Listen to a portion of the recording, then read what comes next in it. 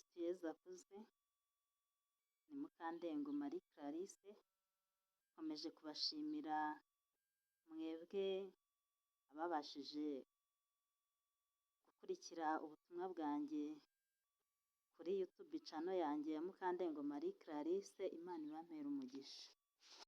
Reka dusomere hamwe ijambo ry'Imana.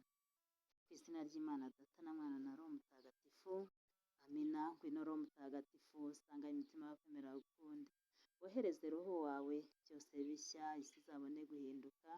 Dusabe. Mana myinshi y'abakwemera Roho Mutagatifu, turagusaba kubwirizwa nawe, gukunda ibitunganye no kunogerwa nawe iteka, ku bwa Yesu Kristo umwami wacu, amina. Data mubyeyi nyirimpuhwe, tugushimiye ko ukomeje kubana natwe kugera kuri iyi saha. Ni benshi cyane bavuye muri ubu buzima tutarushaga ubwiza, ni benshi cyane bavuye muri ubu buzima tutarushaga ubutungane, ariko muri aka kanya twebwe wemeye ko tugera kuri iyi saha tukiri bazima. Habwa ikuzo n'icyubahiro Nyagasani. Bana natwe rero kandi ukomeze kuduha ibitunga ubugingo bihagije, kugira ngo tuzaronke ubwami bwawe bwo mu ijuru. Tubisabye twizeye mu izina ry'umwami wacu Yezu Kristo, amina. Izina ry'Imana Data na Mwana na Roho Mutagatifu, amina. Tugiye gusoma isomo ryo mu gitabo cya Yoweri, umutwe wa 2, umurongo wa 12 kugera ku wa 18. Igihe cyo kugarukira Uhoraho. Na n'ubu kandi uwo ni Uhoraho ubivuze, nimungarukire n'umutima wanyu wose, mwigomwe mu byo kurya, murire kandi muganye. Nimushishimure imitima yanyu, mureke ibyo mwambaye, maze mugarukire Uhoraho Imana yanyu, kuko agwa neza akanagira impuhwe, atinda kurakara, akaba n'indahemuka, kandi ntakunda guteza ibyago. Hari uwabimenya se? Ahari wenda ntiyazisubiraho, akongera gushimishwa n'amaturo n'ibitambo mwatura Uhoraho Imana yanyu. Nimuvugirize ihembe i Siyoni, mutangaze hose igisibo gitagatifu, kandi mutumize bose mu iteraniro. Nimukoranye rubanda,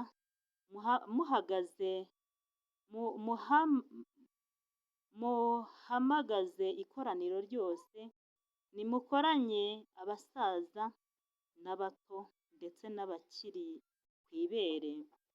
Umukwe nasohoka mu nzu ye, umugeni nawe ave mu cyumba cye.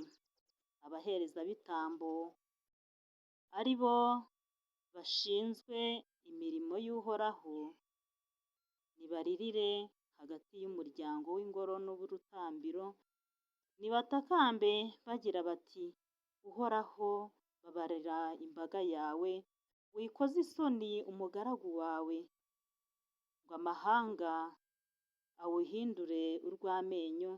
Ni iki cyatuma mu mahanga bavuga ngo, mbese Imana yabo ibahe?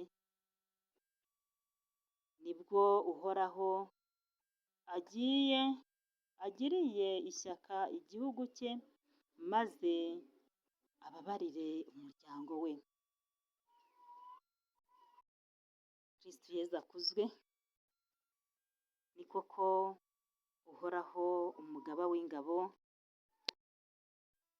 kandi aduhora hafi uko bwije n'uko bukeye. Umwanya nk'uyu nguyu, nanjye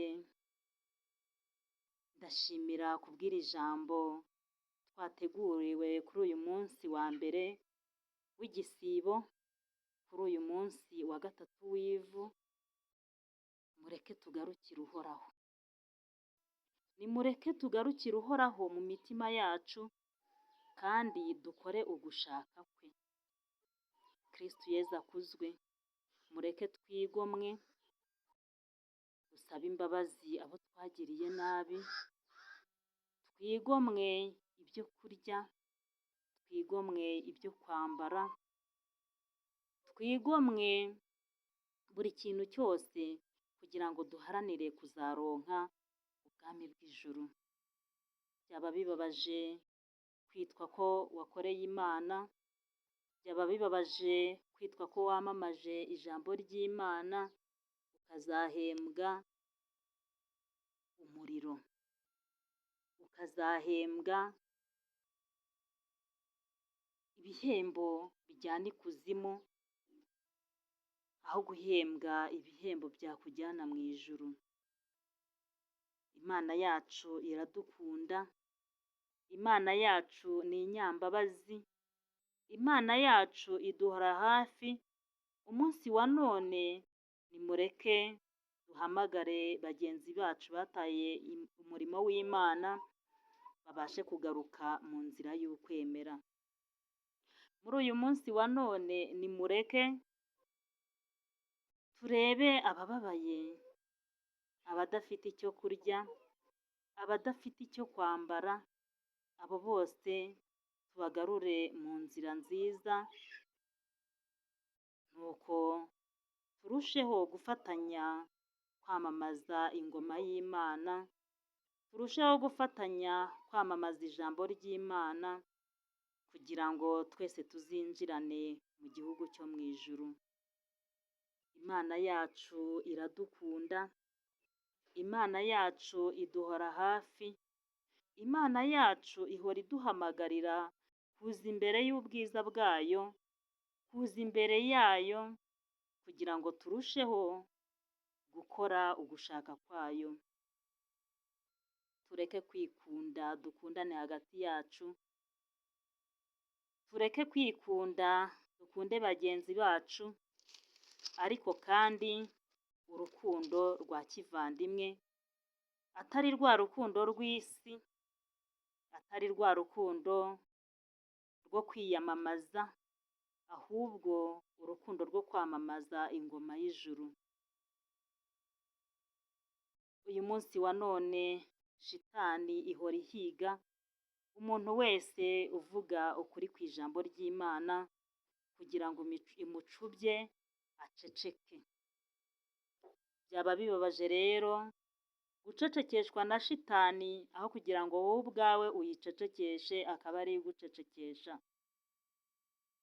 Mureke uyu munsi w'igisibo, uyu munsi w'ivu, turusheho gukora ibitunganye, turusheho gusukura roho zacu kugira ngo tuzaronke ubwami bwo mu ijuru.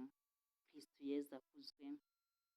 Yubahwe Imana Data na Mwana na Roho Mutagatifu, nk'uko bisanzwe iteka, niyubahwe n'ubu n'iteka ryose. Amina. Yezu wacu, tubabarira ibyaha byacu, turinde umuriro w'iteka, igabire roho z'abantu bose, uziyobore inzira y'ijuru, cyane cyane wite ku bakeneye impuhwe zawe, maze ubare roho ziri mu purugatori n'iz'abanyabyaha b'isi yose.